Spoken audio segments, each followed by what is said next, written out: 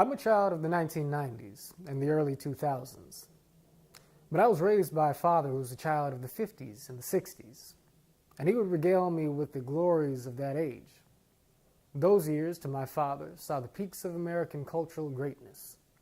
It was a time where everyone in America, black and white, Democrat and Republican, knew what song was number one on the pop charts. It was a time when all Americans, from sports fans to housewives, knew precisely who the heavyweight champion of the world was.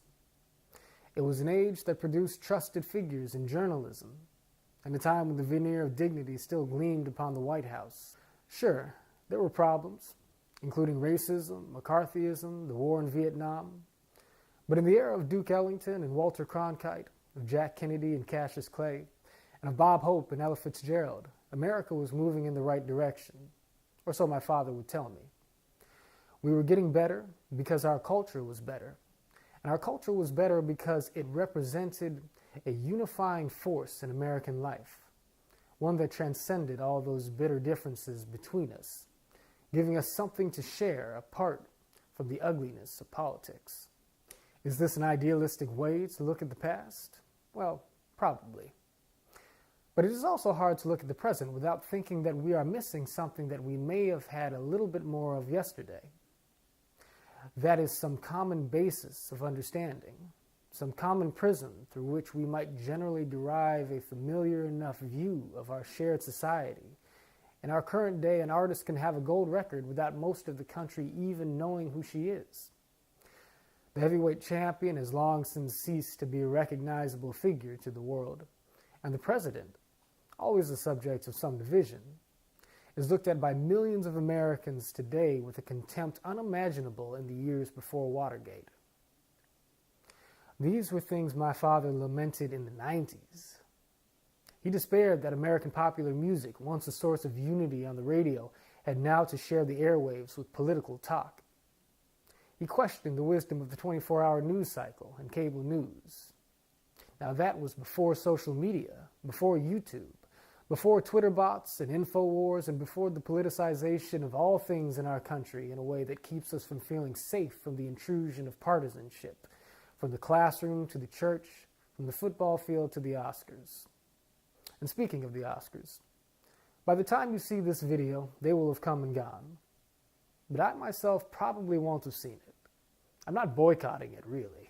It just doesn't mean to me what it may still mean to some people, or what it may have meant to Americans in decades past, when a liberal like Frank Sinatra could share a good-natured roast with a conservative like Ronald Reagan, and think nothing of it.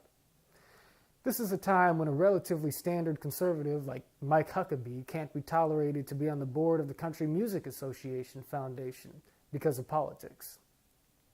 Similarly, as everyone waits expecting Jimmy Kimmel to use the occasion to slam a president that some millions of Americans still support, the Oscars is not a show that is meant to speak to all America.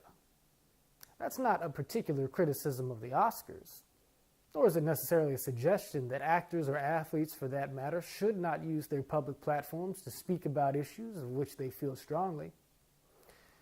It is, however, a sad feature of our times, because it means that these traditional landmarks of our cultural narrative are no longer bridges for us to cross to each other. And regardless of the other circumstances, that is a lamentable thing. Yet even if that is so, it does not mean that there are not still things we have in common. In the era of Lindsey Sterling and Philip DeFranco, it is possible to create music and comedy that the whole country can share. In the time of Ralph Smart and Charlie Huppert, it is possible for us to share lessons and life experiences across mediums in ways that are empowering and transcendent to politics. And in the time of people like Hawk Newsom and Ken Nwadike Jr., we can go beyond the screen to build bridges between the American people in the midst of chaos and in the heart and the heat of our daily lives. You may not know all the names I just mentioned here, but you may well know them tomorrow. They are the names of people who are contributing to our lives without pitting us against each other. And there are more men and women of this kind, people who are willing to go beyond the bitterness of the moment we are in, to live in a way that may help to seed a sweeter tomorrow. If you and I choose to be likewise, then we can expect that day to come. So like, share, and subscribe. You're watching The Wood Review.